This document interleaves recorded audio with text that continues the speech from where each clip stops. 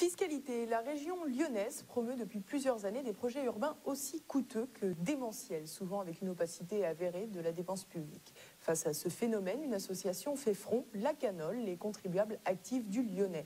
Leur devise, non au gaspillage de l'argent public. Présente dans le paysage fiscal lyonnais depuis 1999, elle est aujourd'hui la plus grande association régionale de contribuables de France, avec près de 1500 adhérents payants. Nous sommes allés à Lyon à la rencontre de Michel Vergniaud, son président.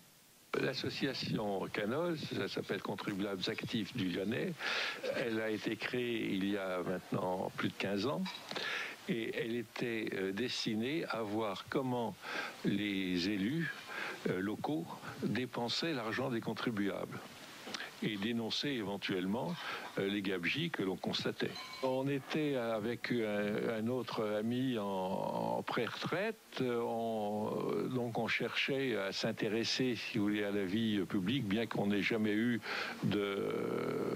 l'occasion de le faire, si vous voulez, dans notre vie professionnelle. Et donc on a regardé comment les communes au départ du nord-ouest lyonnais dépensaient l'argent et on s'est aperçu qu'il y avait des distorsions très importantes entre les communes sans que les besoins soient différents. On a cherché des explications.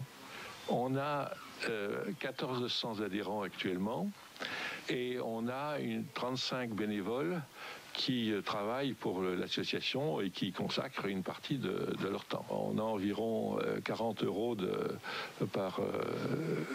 par adhérent et donc ça fait on a un budget de 56 000 € et donc ça suffit amplement.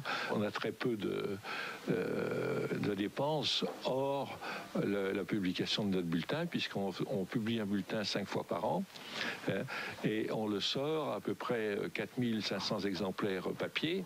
Donc on diffuse à nos adhérents, on diffuse à des prospects, on diffuse naturellement à tous les élus du Rhône que nous connaissons, et ça fait près de 400 élus, et puis on diffuse également à environ 5000 personnes par Internet. On estime qu'il y a au moins 15 000 personnes dans le Rhône qui lisent notre bulletin tous les 2 mois. Premièrement, on ne s'attaque pas, parce que ce qu'on regarde, c'est on constate. Et s'il y a des choses qui sont bien, on le dit. On a par exemple, l'année dernière, donné des satisfecit à un certain nombre de communes du Rhône qui, justement, se sont démarquées des autres communes par une bonne gestion de l'argent public. Donc, quand il y a quelque chose qui est bien, on le dit, et quand il y a quelque chose qui ne va pas, on le dit également. Et on regarde, par exemple, par habitant, le niveau de dépenses, le niveau de recettes, et voir si effectivement il n'y a pas des abus dans un sens et dans un autre. On a remarqué que, par exemple, eh bien, il y avait des communes qui étaient extrêmement économes et qu'elles se portaient pas plus mal que les communes qui dépensaient énormément. On s'aperçoit que dans les deux cas que vous venez de citer, à savoir le musée des Confluences et le Grand Stade, il y a une débauche d'argent public.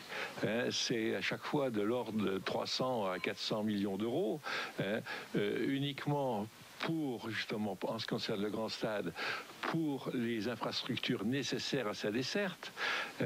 Et au niveau du musée des Confluences, le coût de la construction qui a explosé puisqu'il a été multiplié par 5. On est aujourd'hui à plus de 300 millions d'euros de dépenses.